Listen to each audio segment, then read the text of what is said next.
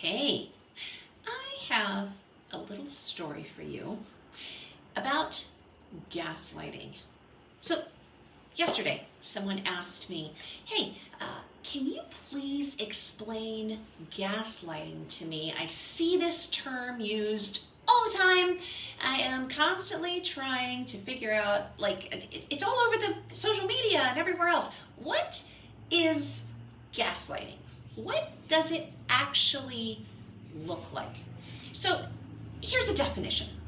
Gaslighting is behavior that makes you feel like you're crazy. It makes you second guess your perceptions of reality, makes you believe that you may not actually have seen what you know that you just saw.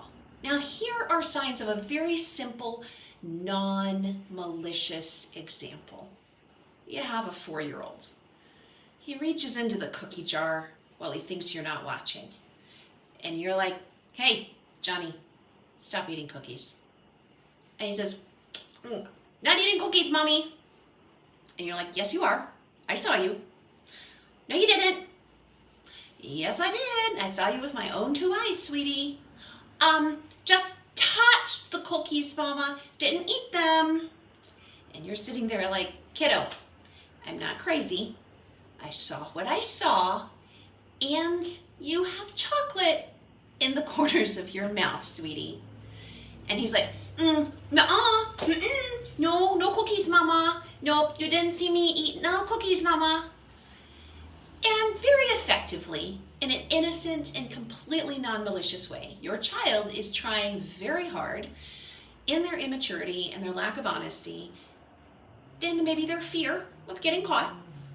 Your child is trying desperately to convince you that you did not see what you know you just saw. Now, here's a much more malicious example. And if this is making sense for you and clicking, right now is a really great time to share and post this on your wall. Now, we're going to just use victim and abuser here. And because the majority of my audience is female, I'm going to say she is the victim and he is the abuser. I know it's not always quite like that, but that's what I'm just going to use for the sake of illustration. She says, I just love how blue the sky is today. And he says, oh, you're so cute. You think the sky is blue. And she's like, but it is blue. Look at it. Isn't it gorgeous? Just look. It's so beautiful.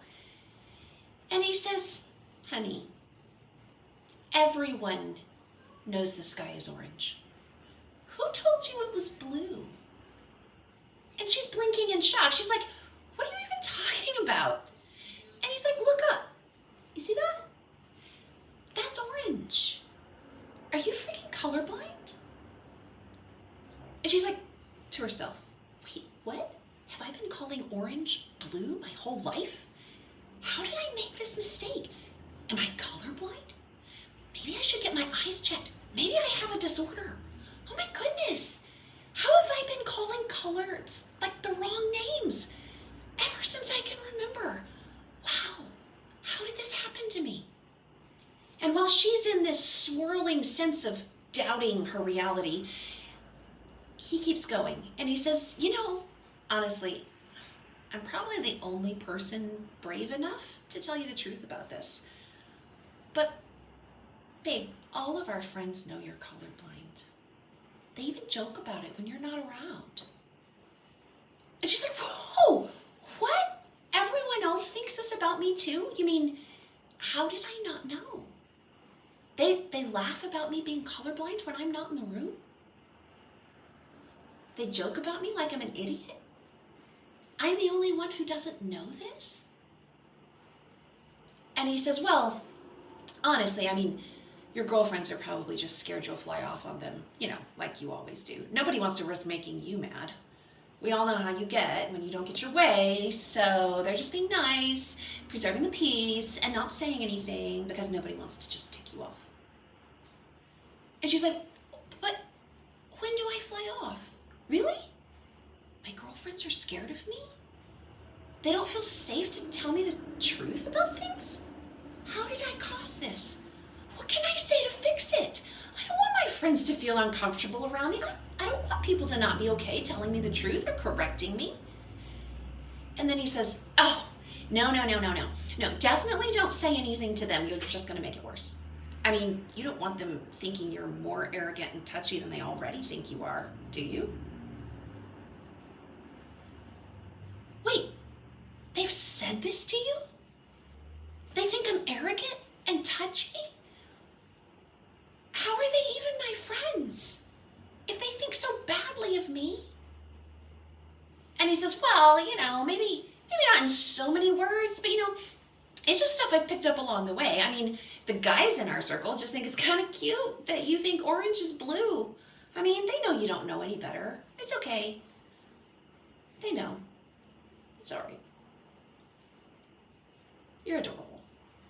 But yeah, the girls, your girlfriends, they're kind of scared of you. None of them is just really willing to tell you. They don't want to make you mad. And she's like, wait, what?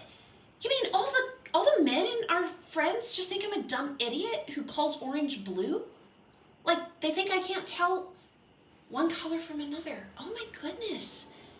No wonder none of them take my project ideas seriously. No wonder they all treat me like I don't have anything intelligent to say. And then he says, I'm sorry. I really should never have said anything. I don't want this to come between you and all of our friends. If you tell them I said something, they're going to be so mad at me, and they probably won't want to hang out with either of us anymore. You should probably keep this to yourself. You wouldn't want them to hate me for letting the cat out of the bag. And you're like, well, no, I don't want them to hate you. And voila. In one fell swoop, one conversation, the abuser has manipulated the victim to doubt her entire worldview, to second guess her perceptions of reality, and to question her own ability to judge and read people, and to wonder if anyone else in her world will ever tell her the truth at all and is trustworthy. She no longer feels safe and trusting of anyone in her social circle because the seeds have now been planted that make her believe that all of her guy friends think she's an adorable, complete idiot who isn't worth their respect, and all of her girlfriends tiptoe around her in fear. Also, the abuser has effectively neutralized her from ever clearing it up and learning the actual truth, because she's been convinced that honest communication will not be in her best interest and will tear the social circle apart. And of course, as a conscientious and kind-hearted human who deeply feels a desire for truth and peacefulness and healthy communication, she would never want to cause pain to others. And she's left in this cognitive dissonance between wanting to discover the truth and speak the truth and wanting to not be the source of further contention. She's been shamed. She's been gaslighted into silence. And so gradually, over time, she withdraws from her friends. She makes them more and more surface relationships. And she places even more trust in her abuser, the one person who was brave enough to tell her the truth, while he is deftly isolating her from everyone who genuinely cares about her freedom and well-being. In doing this, the abuser gains a huge increase in control over her and her belief system and her world view. And her friends are peeled away from her trust and her confidence. And on top of it all, she now believes orange is blue. Everything she thought she knew about colors since early childhood has been shattered. And this creates this profound sense of unease and distrust toward her own perceptions. So she's leaning more and more heavily on her abuser for her truth baseline. Now, as she lives that out for 5, 10, 15, 20 years, it takes a hot minute or a decade to undo the damage. Unraveling this tangled web of cognitive dissonance and self-distrust is a superhuman feat to undertake.